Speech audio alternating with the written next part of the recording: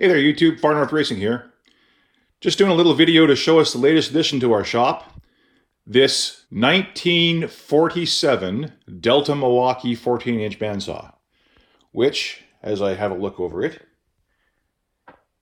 you can see has been pimped out somewhat with a bunch of the equipment that you can get for these saws to upgrade them to something a little more modern. My King Canada horizontal saw that I use for cutting metal has an attachment on it that allows you to cut in a vertical mode, and that was turning out to be really useful.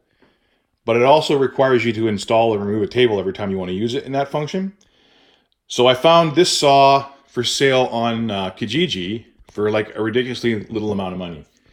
And when I got to it, I realized that it was actually in really good shape for something that is as old as it is. I mean, that is an original 1947 electric motor, and it still works. And going through this saw, it's been interesting to see how machinery design has changed since the 1940s in terms of fasteners and how they put it together. It's been really quite the education. But because this thing is made out of cast iron, it's not going anywhere. Like, it doesn't take a whole lot to keep it working. There's not like the, things like the table and what have you are going to change a whole lot. And since this thing has been in continuous production since the early 1940s, pretty much until the modern day, and then it's been ripped off by a whole bunch of other manufacturers, there's all kinds of ancillary parts you can get for it to help make it a better machine than it is already. So we'll just go through and I'll show you some of the features on this saw. We'll start with this. This is the riser block right here. As it turned out, I needed to be able to resaw some logs to turn them into planks so I could cut them with the X-carve, and needed to increase the size of the throat to make that work. So you can just get this riser block, which just lifts the casting up higher. And when you get that, of course, you then have to change this part of the saw here. This is just the blade adjustment. That's just a hexagonal chunk of steel that bolts down on top of it. It's hexagonal so that when it can't twist, right? It's locked in place. There are some versions of this that have a round column, but that one turns out to be hex. So you replace that long pipe, you put in the riser block, and now you can go ahead and raise the height of this so that it'll actually cut, I think on the order of 13 to 14 inches, which is big enough to cut any log that I might ever have to do. One downside of the riser block is that the blade guard that normally fits in this space in here, you can see there's this long, almost 20-inch long stretch of blade exposed to the elements, and my fingers, I'm at some point going to have to build a blade guard to cover that up. As it is right now, I'm just like super careful because this blade is not kidding around. I'll do some footage and show how well it cuts, because it goes through wood and I would assume fingers like butter.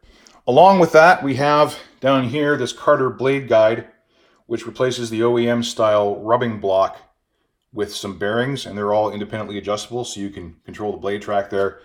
And there's actually another part down here, which you can see, there it is, same idea, just micro adjustable ball bearings and rollers that allow it to keep the blade track.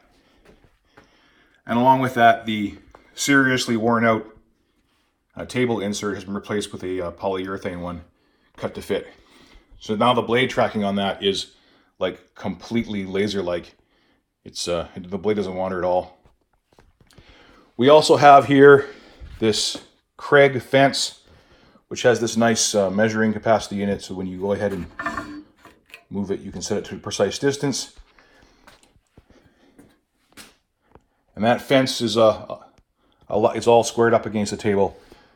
It's pretty much a must-have if you're going to do any sort of veneer cuts or anything seriously accurate. We've also got on the back side this blade quick release right here. This is a handle that allows you to quickly detension the blade for doing blade changes. I switch this saw back and forth between wood and metal all the time. Of course, you're not cutting metal with that blade. So this handle, all you have to do is just grab it, pull it down, and you can see the blade.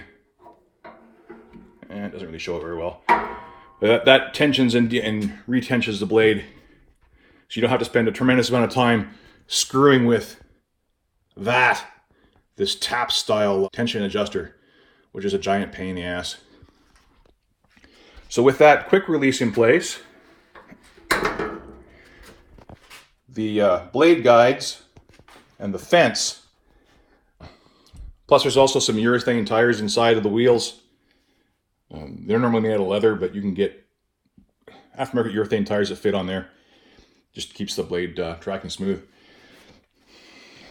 Most of this machine is original. The belt guard, the guy that had it before me, he made that and installed that. It's also got this sort of fabric cobbled together dust extractor, which I haven't got hooked up because the dust extractor is in the other shop.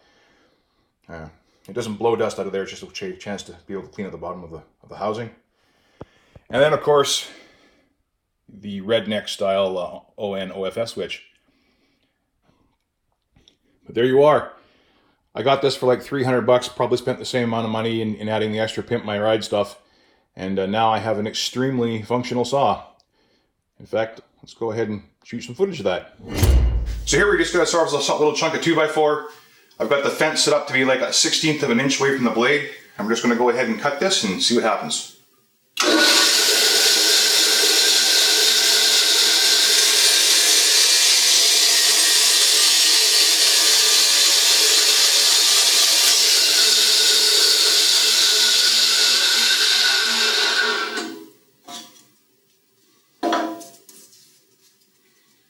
So there you are. Look at that. Just a thin little shaving like that. So we'll just cut another one now that I've got this block squared up. We'll cut another one and have a look at the thickness variation across the entire width.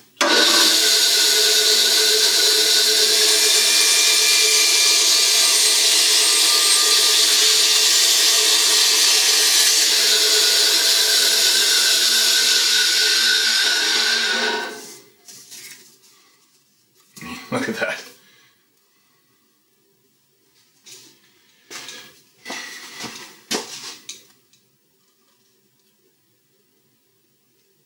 So that's 0535, 0510, 0535, 0525. So yeah, we're within a couple of thousandths.